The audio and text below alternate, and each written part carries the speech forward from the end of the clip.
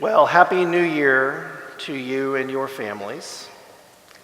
Now that we are on the 4th day of January, dare I ask if you are still following your New Year's resolutions?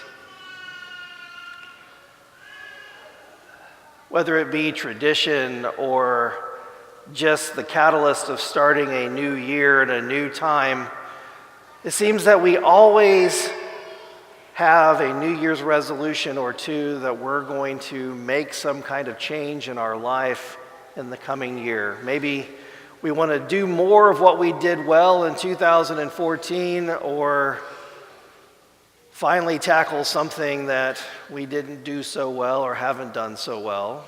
And if we watch the commercials on television, if we stop smoking, lose weight, get organized, and use software to do our taxes, we will all be happy people. Well, I have a New Year's resolution that I would like to ask each of you and your families to undertake for 2015. It's a small little resolution. I would like for each of you to resolve to change the world. That's not so hard, is it?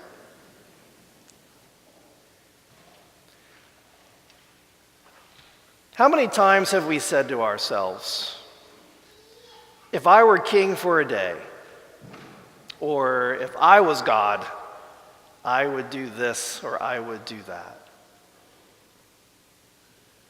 Now really, if you had the ability to be king for the day and make some sweeping change and you were going to right all the wrongs, how would you do it? Would you become a big political leader with power? Would you be a military leader with a great army that could go in and just make things be the way it should? About 2,000 years ago, God set about to change the world, and he did it by becoming a baby. God was born as a human child. God set about to change the world, and he did it by making himself the most vulnerable, meek, mild, defenseless creature. God himself became completely dependent upon humanity for his very human life. Could not feed himself, could not defend himself, could not care for himself. He was born a child. And he didn't choose to be born into wealth or power. He wasn't born into royalty. He wasn't born into a political family. He wasn't born into one of the Jewish leaders or the Roman leaders. By anyone's account, he was born to a very poor family that, even by their standards then, it was broken and dysfunctional.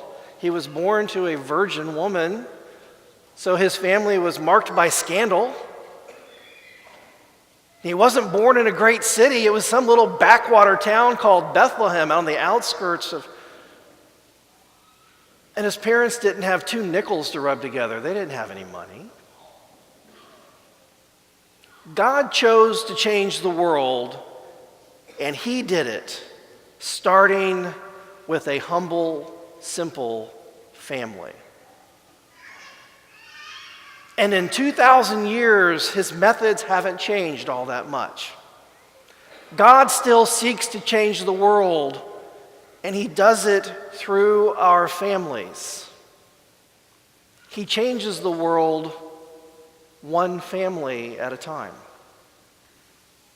And so we have this wonderful tradition that on the Feast of the Epiphany, we take home with us some holy water, some chalk, and a prayer.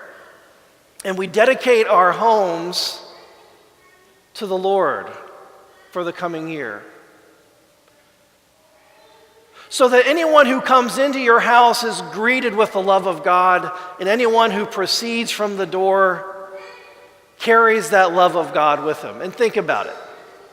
While the notion that you and I can change the world really seems very idealistic and grandiose and beyond our abilities, if you greet someone today or tomorrow and show them kindness and care and love, if you come across somebody who is down on their luck or going through a hard time or a difficult time or sorrow, and you reach out to them and let them know that you care and you're present for them.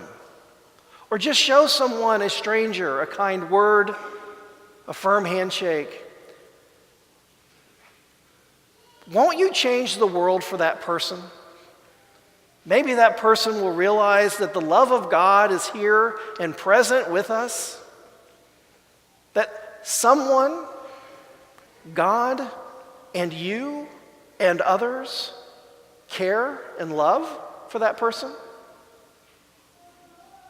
Isn't that a way of changing the world for that one person? God does change the world. He's been doing it the same way since the dawn of time, one family at a time. And so I ask you, in 2015, make it your resolution that your family will be like the light, the star, that drew the Magi to find Christ.